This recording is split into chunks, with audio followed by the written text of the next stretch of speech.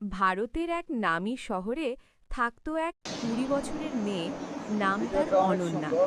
রূপে সে ছিল অসাধারণ সুন্দরী, কিন্তু তার সৌন্দর্যের চেয়েও বড় পরিচয় ছিল সে একজন আইপিএস অফিসার। তবে এই পরিচয় সে কাউকে জানতে দেয়নি, কারণ তার জীবনের সবচেয়ে বড় যুদ্ধটা ছিল ভালো মানুষ খোঁজা, ভালো পদ নয়।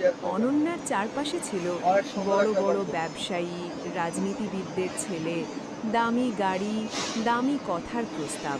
কিন্তু অনন্যা জানতো, যে মানুষ পদ দেখে ভালোবাসে সে মানুষকে নয়, ক্ষমতাকে ভালোবাসে। একদিন সে সিদ্ধান্ত নিল, বিয়ের জন্য সে নিজেকে গরিব সেজে দেখবে। না গাড়ি, না চাকরির পরিচয়, না ক্ষমতার আভাস। সে শহরের এক ছোট বস্তির কাছে একটি সাধারণ পোশাকের দোকানে কাজ নিল। সাধারণ শাড়ি, কপালে ছোট টিপ, চোখে ক্লান্তি। কেউ বুঝতেই পারল না এই মেয়েই এক